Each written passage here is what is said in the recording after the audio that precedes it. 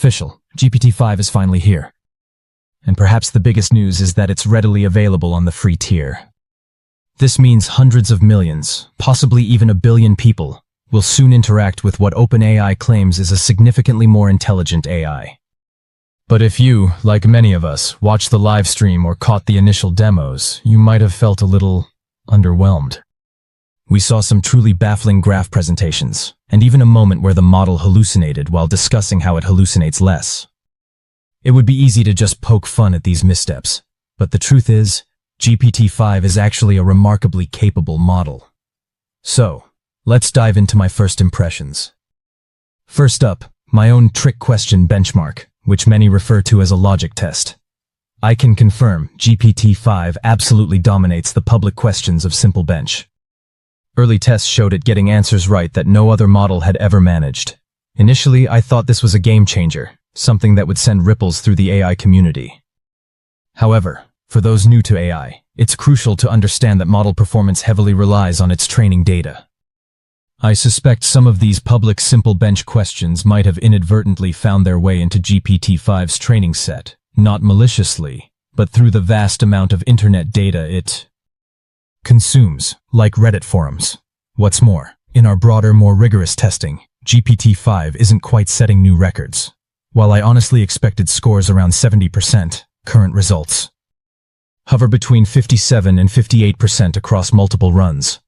So, to be clear, this isn't a paradigm shift in AI, nor will it convince you that we've reached AGI, artificial general intelligence.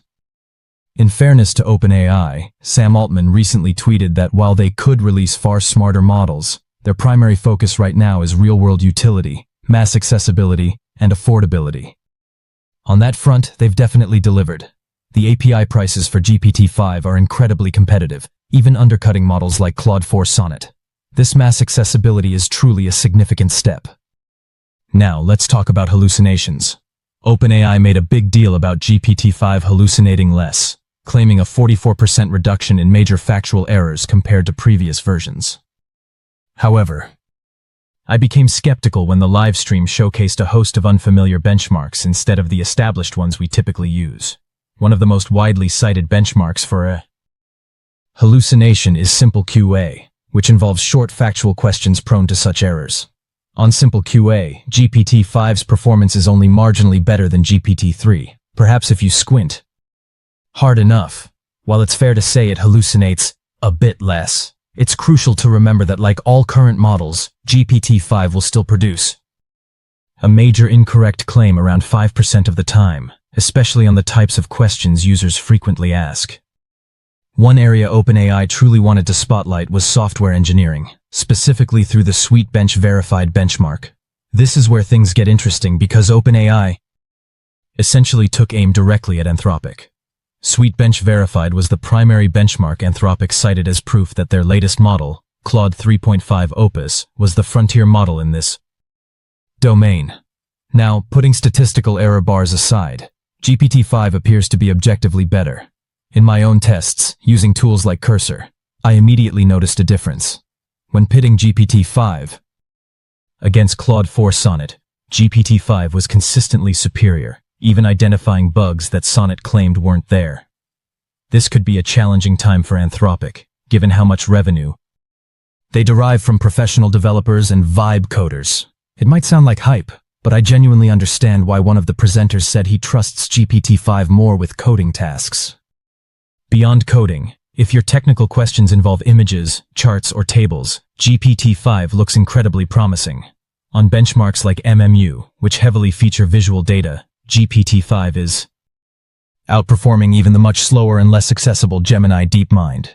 However, one significant disappointment for me is the context window. While I admire Gemini 1.5 Pro's ability to analyze 1 million tokens, or almost 1 million words, GPT-5 remains stuck in the low hundreds of thousands. We really need more room to breathe here. On the live stream, Sebastian Bubeck, a lead author of the Sparks of AGI paper, spoke about recursive self-improvement, the idea that models can generate better synthetic data to train the next generation of models. While this concept sounds exciting for achieving high benchmark scores, if it were that simple, models like the OpenAI GPT-2 open-weight model, which was heavily trained on synthetic data, would be godlike by now. The reality is, that particular model performed so poorly on SimpleBench that OpenAI actually reached out to me, questioning our testing parameters, which, for the record, were standard. Now for another highly usable aspect of GPT-5. If you were impressed by those vibe coding demos during the live stream, you're not alone. They were genuinely epic. This is largely because datasets for things like snake games and chart displays are incredibly prevalent in training data, allowing GPT-5 to generate them with ease. However, creating a production-ready consumer app is still a very different challenge for now. OpenAI also highlighted health journeys, and while I hadn't heard that term before, it's genuinely impactful. You can often get expert-level, text-based diagnoses from these models, which is incredible. Interestingly, a subtle detail many might have missed is that GPT-5 Mini actually scored higher than the main GPT-5 model on the HealthBench consensus benchmark. This could lead to some curious situations for free-tier users once their GPT-5 allowance runs out, as they might inadvertently switch to what is, in this specific domain, a better model. To clarify, there's no new Sora or dedicated image generator with this release. However, there are new voices, and if you've been using the free tier for a while, you'll likely notice a significant improvement in conversation quality. On the other hand, I was somewhat disappointed that GPT-5's core language skills haven't shown much improvement over GPT-3. Translation, in particular, is such a universally beneficial application of AI, and I was hoping to see a stronger leap forward there. Many of you are probably wondering about the almost mythical GPT-5 Pro. As of tonight, it's not yet available in my app, even though I'm on the Pro tier. Hopefully it'll roll out soon, though. I don't expect a massive difference, given how little it was mentioned in the main presentation. Now, for the real anti-hype check. Eli Lifeland, one of the lead authors of the widely impactful AI 2027 report, noted from the system card that there was no improvement on coding evaluations outside of SweetBench. This means those YouTube videos predicting AI taking over the world in the next 2 years might need a timeline adjustment.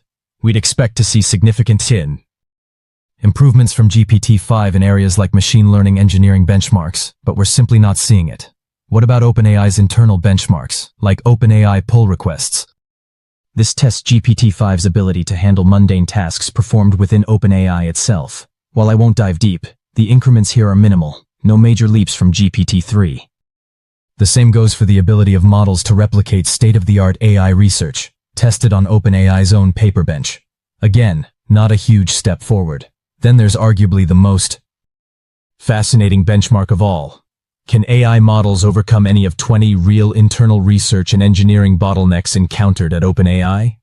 These are bottlenecks that historically caused delays, sometimes even impacting large training runs. This is an incredible test, but for now, the performance is slightly underwhelming. While solving 2% of these isn't bad, it's the same score as GPT-3. And frankly, it's frustrating to see OpenAI's continued chart crimes, where the visual representation of GPT-5's performance makes it look significantly better than GPT-3. Even when the numerical scores are identical, it makes you wonder about the presentation's intent. A brief note on safety. I've started reviewing OpenAI's safety paper, and I'm intrigued by their new approach to refusals, dubbed safe completions. Instead of the model making a snap judgment about user intent, good or bad, then obeying or refusing, safe completions focuses solely on the safety of the model's output. From what I've read, it's essentially saying, we don't care why you're asking this. This is the only information we're going to provide you with to ensure safety. Let's wrap up with a few more benchmarks. For pattern recognition, specifically ARC-AGI-2, GPT-5 doesn't set a new record. It's actually surpassed by Grok 4, scoring 10% compared to Grok's 16%. However, GPT-5 remains significantly more affordable. Curiously, GPT-5 did set a new record on Google's GPQA science benchmark, achieving an impressive 88.4%.